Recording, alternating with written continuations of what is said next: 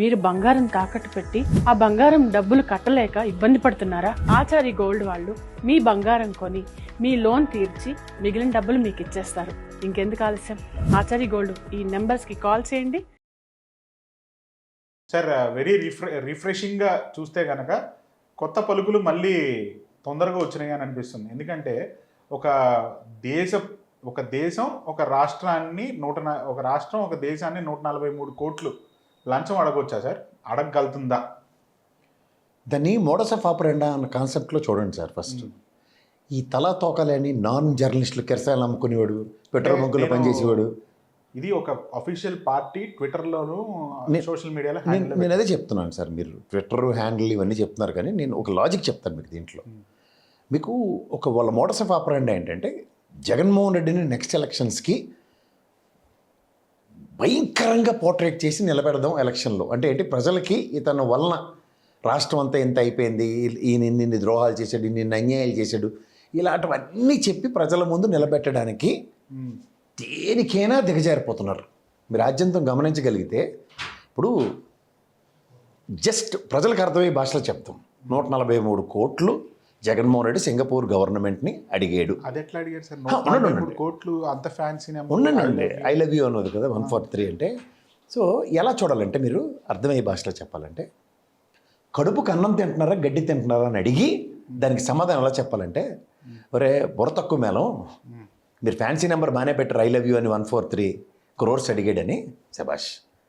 నిన్నే మీరు చంద్రబాబు నాయుడు గారితో ఓ మాట చెప్పారు.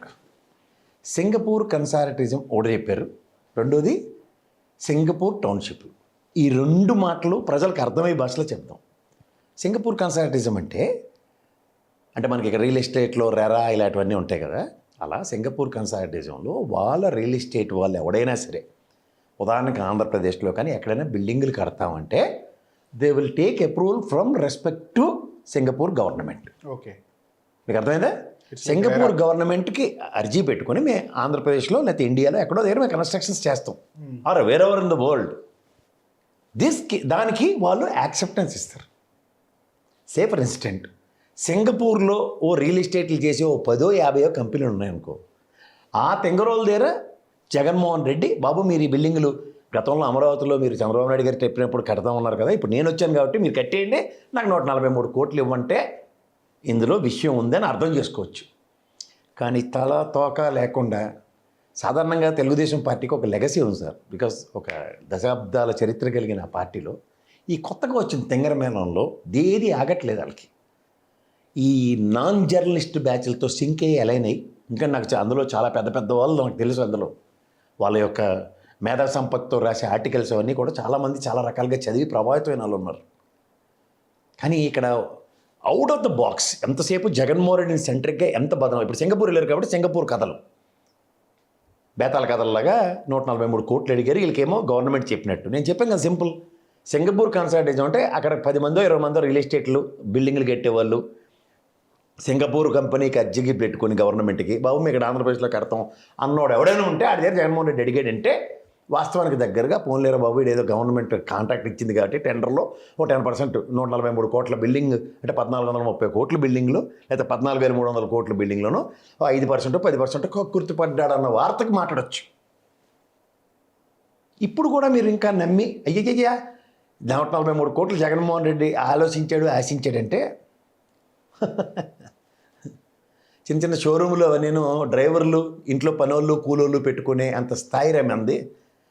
మనం కాదురా పెట్టవలసింది. ఎప్పుడు అలా కనీసం ముఖ్యమంత్రి కూడా కానప్పుడు మాట్లాడిన మాటలు నాకు తెలుసు. That is what Jaganmohan Reddy is. అంటే చిన్న చితక అట్లా కక్కుర్తిపడతాడు. థింక్ బిగ్ అన్న దగ్గర ఏ లెవెల్లో ఆలోచిస్తాడు, ఏ లెవెల్లో దిగజారుతాడు అన్న దగ్గర ఏది పడితే అది అబాండాలు వేసేద్దాం. ఇప్పుడు అసలు అంశం ఎందుకు వచ్చింది సార్? అసలు 143 అరే సింగపూర్లో వెళ్ళినందుకు ఇప్పుడు అమరావతి ఎందుకు ఆగిపోయిందో చెప్పాలి కదా ప్రజలకి. ఈశ్వరుని ఎత్తులు లోపల కూర్చోబెట్టారు, ఎందుకు ఎత్తు కూర్చోబెట్టారు, ఇవన్నీ మనకి ఎవరికి సామాన్య మానవుడికి ఎక్కడ అర్థం అవుద్ది? జగన్మోహన్ రెడ్డి లంచం అడిగేసాడు కాబట్టి సింగపూర్ అని. అరే రెరావాడికి ఎవరికైనా లంచం ఇస్తే ఏటవుద్ది? మా అయితే లేఅవుట్లు 4 వేసుకుని తగలరండి అని చెప్తాడు, ల్యాండ్కి పెర్మిషన్ లేకపోయినా. అదే కదా ఈయనకెందుకు అప్లికేషన్? సింగపూర్తో జుట్లు ముళ్ళు వేసుకుని వచ్చింది ఎవరో తెలుగుదేశం వాళ్ళు, ఈయన ఏమైనా వేసుకున్నాడు? జడ కూడా వేసుకొని అన్నాడు. అది కూడా మెయిల్ పెట్టారని ఒక. అదే సార్, దేనికి మెయిల్ పెడతాడు? దాన్ని చిన్నప్పుడు మా నాన్నమ్మ చెప్పేది ఒకటి, లచ్చికి చీటి సంతకు గాజులని. ఎవడికి మేలు పెడతాడు? ఈశ్వరంతో అనుకున్నది ఎవరు? మీరే కదా. ఇప్పుడున్న ప్రభుత్వమే కదా, నాటి కూటమి ఇప్పుడు కూటమి, అవునే కదా. ఇందులో జగన్మోహన్ రెడ్డి ఎక్కడి నుంచి వచ్చాడు? జగన్మోహన్ రెడ్డి వచ్చి రాడు నాకు సింగపూర్ కన్సల్టేషన్ వద్దు అంటే, సింగపూర్ నుంచి వచ్చి కన్స్ట్రక్ట్ చేసేవాడు నాకు వద్దు. ఏంటి సార్ దాని అర్థం? సింగపూర్ కన్సల్టేషన్ అంటే, బాబు సింగపూర్ ప్రభుత్వం నాకు అనుమతి, ఆంధ్రప్రదేశ్లో బిల్డింగ్లు కడతానని వాళ్ళు ముష్టెత్తుకుని వచ్చేవాళ్ళు నాకు వద్దు అన్నాడు. అది జగన్మోహన్ రెడ్డి చెప్పింది. అంటే దాని అర్థం ఏంటి? సింగపూర్ కన్సల్టేషన్ రద్దు చేయబడింది అంటే, నాకు విదేశాల నుంచి వచ్చిన సాంకేతిక పరిజ్ఞానంతో కట్టే బిల్డింగులు నాకు వద్దు అనుకున్న జగన్మోహన్ రెడ్డి. ఇది సింగపూర్ కన్సల్టేషన్ రద్దు అంటే. అర్థమైందా? ఇప్పుడు నెక్స్ట్ లాజిక్ ఏంటి దీంట్లో? ఎవడు కట్టాలా? ఇక్కడ తగలని నెల్లంటి వాడు ఇలాంటి వాళ్ళే కదా. వాళ్ళతో ఈయనకేటి పని? బిల్డింగ్లు ఏమైనా కట్టారా? వీళ్ళే కదా. తట్టడు మట్టి లేదు. ఆ బిల్డింగ్లు అక్కడే వదిలేశాడు. నీళ్ళల్లో మునిగిపోయినప్పుడు ఎవడు లంచం ఎత్తాడు? జస్ట్ అలాగా అమాయకంగా కోడిపేటలో దొరికిన గోవిందప్ప లాజిక్ లాగా ఉంటుంది.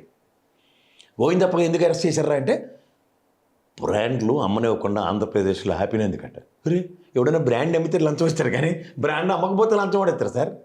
అలాగే ఉంటుంది. తింగర రాతలు అంటారు దాన్ని. ఆ తింగర రాతలకు ప్రభావితం అయితే, అంటే అక్కడి నుంచి పెట్టుబడి రాలేదు కాబట్టి సింగపూర్ నుంచి ఏమైనా డైవర్షన్ అంటారా సార్? 95 కాడి నుంచి ఈ రోజు దాకా ఒక రూపాయి తెచ్చింది పాపాన్ని పోలేదు. మళ్ళీ మరి పెట్టుబడి రాలేదని మళ్ళీ ప్రశ్న ఏంటి సార్? 1995లో చంద్రబాబు నాయుడు గారు ముఖ్యమంత్రి అయిన కాడి నుంచి వెళ్తాను రాడికి. ఈ రోజు దాకా సింగపూర్ నుంచి రూపాయి తెచ్చింది మాట్లాడండి. బొమ్మేసి ఇచ్చారు. అర్థమయ్యే భాషలో ఏంటంటే, మాస్టర్ ప్లాన్ గీసి ఇచ్చారు. ఇల్లు కట్టుకుంటానంటే ఎవడైనా మీ అబ్బాయో లేకపోతే మీ అమ్మాయో బీఆర్కి చదివింది అనుకోండి సార్, ఆ ప్రసాద్ అంకుల్కి ఇల్లు కట్టుకుంటాడట, బొమ్మేసి అంటే ఇవ్వదు.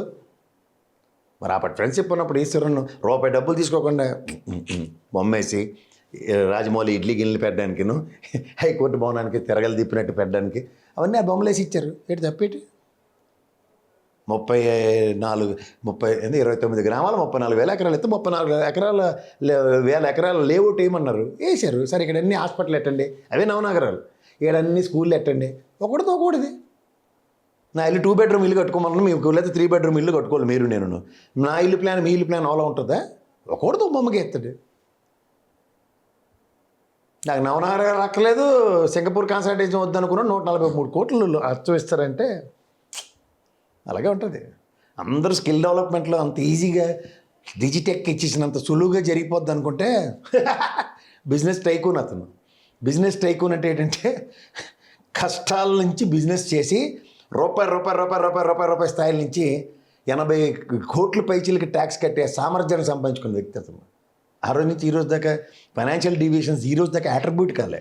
This is what the legacy of Jaganmohan Reddy.